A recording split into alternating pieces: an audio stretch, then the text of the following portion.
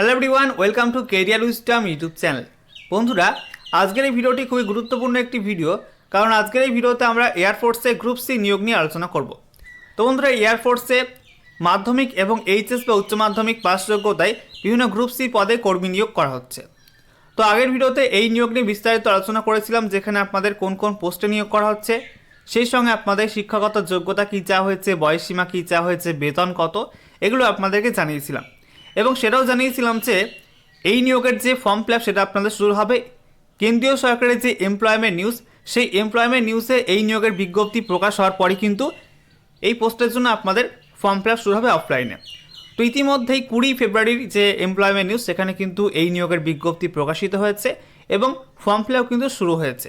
তো কবে আপনাদের ফর্ম ফিল আপের লাস্ট ডেট, কীভাবে আপনারা স্টেপ বাই স্টেপ ফর্মটা ফিল আপ করবেন, সমস্ত কিছু আপনাদেরকে জানাবো আজকের এই ভিডিওটির মাধ্যমে। তো ভিডিওটি খুবই গুরুত্বপূর্ণ একটা ভিডিও, অবশ্যই ভিডিওটি আপনার মন দিয়ে শেষ পর্যন্ত দেখবেন এবং অবশ্যই ভিডিওটি শেয়ার করে দেবেন এবং অবশ্যই একটি করে লাইক করে দেবেন। এবং নতুন দর্শক হয়ে থাকলে অবশ্যই চ্যানেলটিকে সাবস্ক্রাইব করে পাশে বেল আইকনে ক্লিক করে অল নোটিফিকেশন অপশানটিকে অন করে রাখবেন চাকরি সংক্রান্ত লেটেস্ট আপডেটগুলি পাওয়ার জন্য। তো আসুন আজকের এই ভিডিওটা আমরা শুরু করি। তো বন্ধুরা, অনস্ক্রিনে আপনারা দেখতে পাচ্ছেন অফিসিয়াল বিজ্ঞপ্তি ইন্ডিয়ান এয়ারফোর্স, এবং এই নিয়োগের বিজ্ঞপ্তি আপনারা ডেসক্রিপশন বক্সে লিঙ্ক পেয়ে যাবেন, সেখান থেকে আপনারা ডাউনলোড করতে পারবেন। তো দেখুন, এখানে আপনাদের সমস্ত কিছু বলে দেওয়া হয়েছে যে কোন কোন পোস্টে আপনাদের নিয়োগ করা হচ্ছে। তো এর মধ্যে কিন্তু মাধ্যমিক পাস যোগ্যতায় সবচেয়ে ভালো পোস্ট হচ্ছে আপনাদের হাউস কিপিং স্টাফ HKS। এখানে আপনাদের মাধ্যমিক পাস যোগ্যতায় নিয়োগ করা হচ্ছে এবং এই পোস্টে কিন্তু আপনাদের কোনো এক্সপিরিয়েন্স লাগবে না। এক্সপিরিয়েন্স ছাড়াই কিন্তু এখানে আপনারা এই হাউস কিপিং স্টাফ পোস্টে মাধ্যমিক পাস যোগ্যতায় আপনি অ্যাপ্লাই করতে পারবেন, ঠিক আছে। তো দেখুন বন্ধুরা, এই বিজ্ঞপ্তির সঙ্গে কিন্তু আপনাদের আবেদন করার ফর্মটা দেওয়া হয়েছে, আপনাদেরকে একটু দেখিয়ে দিচ্ছি। দেখুন, এখানে আপনাদের বলা হয়েছে ফরম্যাট অফ অ্যাপ্লিকেশান, দেখতে পাচ্ছেন এখান থেকে শুরু হচ্ছে ফর্মটা এবং এখানে শেষ, ঠিক আছে। তো এই ফর্মটা আপনাদের দেওয়া হয়েছে। এই ফর্মটা আপনাকে প্রথমত কম্পিউটারে কোনো আপনাদের কোনো সাইবার ক্যাফেতে গিয়ে বা নিজেরা করতে পারেন। এটা A4 সাইজের ফরম্যাটে, কিন্তু সেম ফরম্যাটে A4 সাইজের পেজে কিন্তু আপনাকে টাইপ করে একটা প্রিন্ট আউট বের করতে হবে ফর্ম্যাট, ঠিক আছে। A4 সাইজের পেজে কিন্তু বের করতে হবে এবং সেম ফরম্যাট, যে ফরম্যাট দেওয়া হয়েছে সেম ফরম্যাটে কিন্তু আপনাকে এই ফর্মটা তৈরি করে নিতে হবে। আমি আপনাদের সুবিধার জন্য একটা ফর্ম দিচ্ছি, সেই ফর্মটা কিন্তু আপনারা প্রিন্ট আউট করে সরাসরি ফিল আপ করতে পারেন, আপনাদের বেশি খাটাখাটির প্রয়োজন নেই, ঠিক আছে। এই যে আপনারা দেখতে পাচ্ছেন আবেদন করার ফরম্যাট অফ অ্যাপ্লিকেশন, এই ফর্মটা আমি আপনাদেরকে প্রোভাইড করছি। এটা আপনারা প্রিন্ট আউট করে বের করে ফিল আপ করতে পারেন। এখানে আপনাদের দুটি পেজ রয়েছে, ঠিক আছে। তো আপনাদের কিন্তু এটা আপনি ফিল আপ করে অ্যাপ্লাই করতে পারেন, অথবা নিজে থেকে কিন্তু আপনারা এরকম ফর্ম বানিয়ে কম্পিউটার থেকে বানিয়ে কিন্তু ফিল আপ করতে পারেন। তো আপনাদের ইচ্ছা, আমি আপনাদেরকে প্রোভাইড করে দিচ্ছি, আপনারা এখান থেকে সহজে এটা পেয়ে যাবেন। ডেসক্রিপশন বক্সে কিন্তু লিঙ্ক রয়েছে। এছাড়া টেলিগ্রাম চ্যানেল, আমাদের যে টেলিগ্রাম চ্যানেল রয়েছে কেরিয়ার উইজডম, সেখান থেকে আপনারা ডাউনলোড করতে পারবেন। টেলিগ্রামে যুক্ত হওয়ার জন্য অবশ্যই টেলিগ্রাম অ্যাপটা প্লে স্টোর থেকে ডাউনলোড করে ইনস্টল করে নেবেন।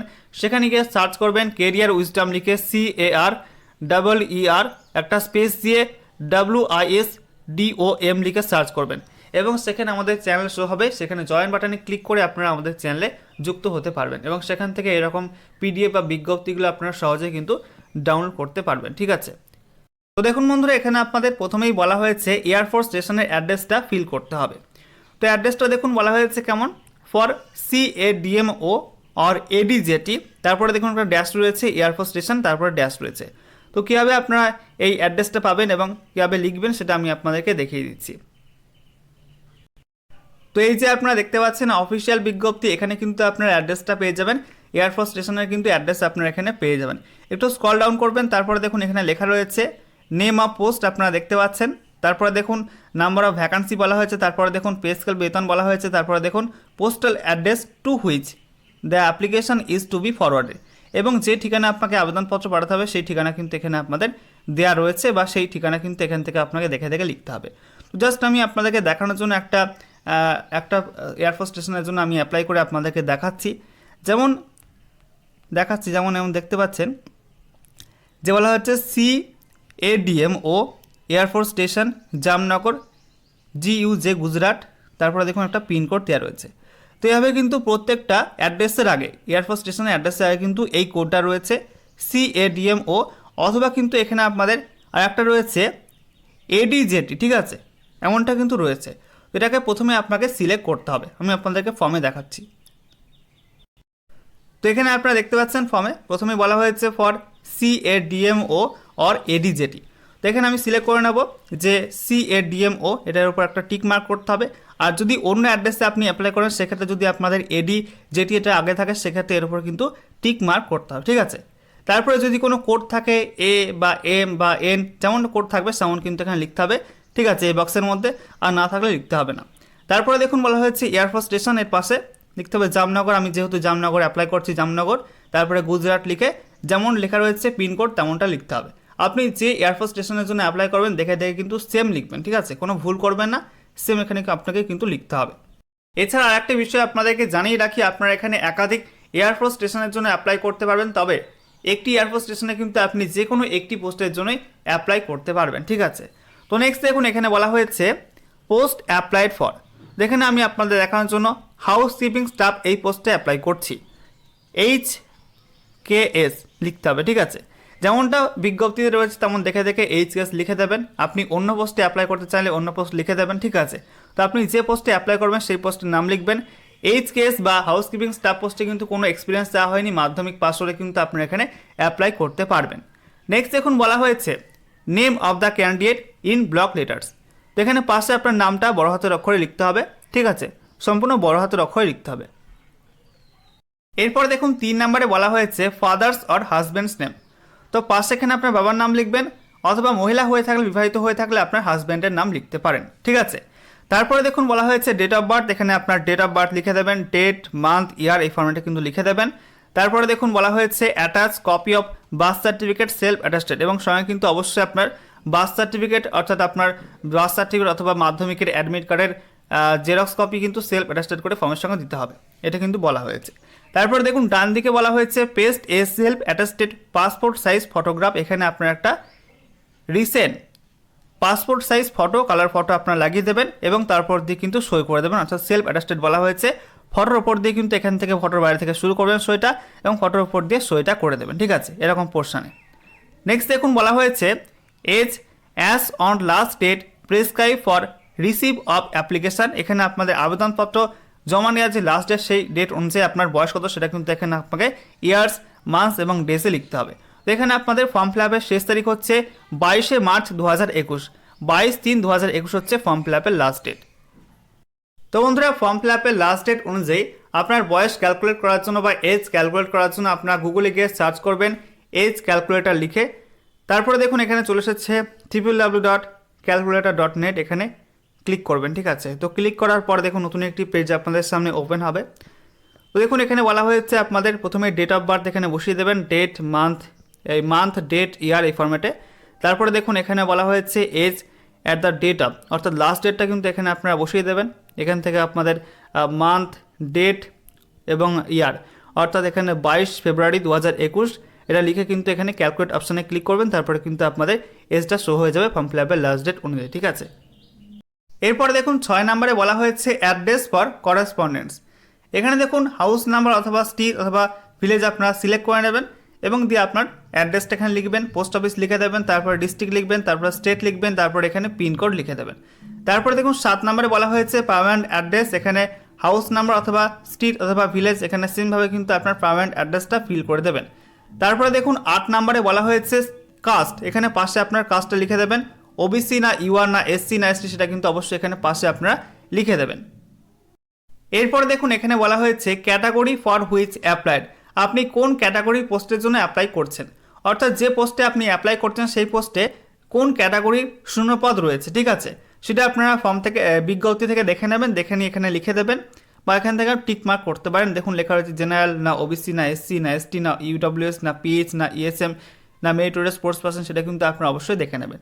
আমি আপনাদেরকে একটু দেখিয়ে দিচ্ছি, যেমনটা এখানে আপনারা দেখতে পাচ্ছেন জামনগরে এখানে HKS বা হাউসকিপিং স্টাফ পোস্টে কিন্তু 10টি ভ্যাকান্সি রয়েছে। এর মধ্যে বলা হয়েছে ইউআরের জন্য 5টি, ওবিসি 2টি, এসসি 1টি, এসটি 1টি, তারপরে দেখুন ভিএইচ 1টি রয়েছে। তো এখানে ওবিসি 2টি রয়েছে, এখানে আমি জাস্ট অ্যাপ্লাই করছি। তো সেভাবে কিন্তু আপনি দেখে নেবেন যে আপনার যে পোস্টের জন্য আপনি অ্যাপ্লাই করছেন সেই পোস্টে কোন ক্যাটাগরি ভ্যাকান্সি রয়েছে সেই হিসাবে কিন্তু আপনি দেখে নেবেন এবং এখানে আপনি যে ক্যাটাগরির জন্য অ্যাপ্লাই করছেন সেই ক্যাটাগরি কিন্তু অবশ্যই এখানে লিখে দেবেন বা এখানে আপনি টিক মার্ক করতে পারেন, ঠিক আছে। তো এখানে আপনি টিক মার্ক করে দেবেন। তারপরে দেখুন বলা হয়েছে 10 নম্বরে এডুকেশনাল কোয়ালিফিকেশন বা শিক্ষাগত যোগ্যতা। এখানে মাধ্যমিক পাস যোগ্যতা চাওয়া হচ্ছে, মাধ্যমিক পাস লিখে দেবেন, ঠিক আছে। তারপর দেখুন বলা হয়েছে any other qualification or experience, যদি আপনার কোনো এক্সট্রা কোয়ালিফিকেশান থাকে বা কোনো এক্সট্রা এক্সপিরিয়েন্স থাকে সেক্ষেত্রে আপনি লিখতে পারেন, আর না থাকলে কিন্তু নো লিখে দেবেন। তারপরে দেখুন 12 নম্বরে বলা হয়েছে টেকনিক্যাল ট্রেনিং অর এক্সপিরিয়েন্স, যদি কোনো টেকনিক্যাল ট্রেনিং নেওয়া থাকে বা কোনো এক্সপিরিয়েন্স থাকে সেক্ষেত্রে দিয়ে দেবেন, ডিটেলস আপনারা লিখে দেবেন, আর না থাকলে কিন্তু নো আপনারা লিখে দেবেন। তারপরে দেখুন বলা হচ্ছে ডোমিসাইল, এখানে পশ্চিমবঙ্গ হয়ে থাকলে ওয়েস্ট বেঙ্গল লিখে দেবেন, ঠিক আছে। তারপরে দেখুন অর্থাৎ আপনি যে রাজ্যের প্রার্থী সেই রাজ্যের নাম এখানে লিখে দেবেন।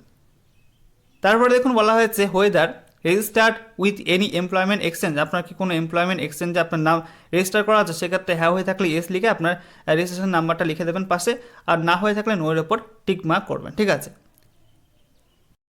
এরপরে দেখুন এখানে আপনাদের বলা হয়েছে প্লেস, এখানে আপনার জায়গার নাম লিখে দেবেন। তারপরে দেখুন ডেট, এখানে ডেট লিখে দেবেন।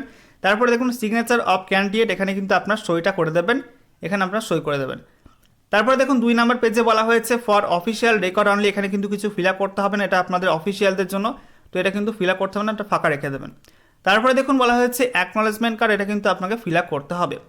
তো এখানে প্রথমে বলা হয়েছে পোস্ট, এখানে যে পোস্টে আপনি অ্যাপ্লাই করছেন সেই পোস্টের নাম লিখবেন বড় হাতের অক্ষরে। তারপরে দেখুন নেম, এখানে পাশে আপনার নাম লিখবেন বড় হাতের অক্ষরে। তারপরে দেখুন ফাদার্স নেম, এখানে পাশে আপনার বাবার নাম লিখে দেবেন বড় হাতের অক্ষরে।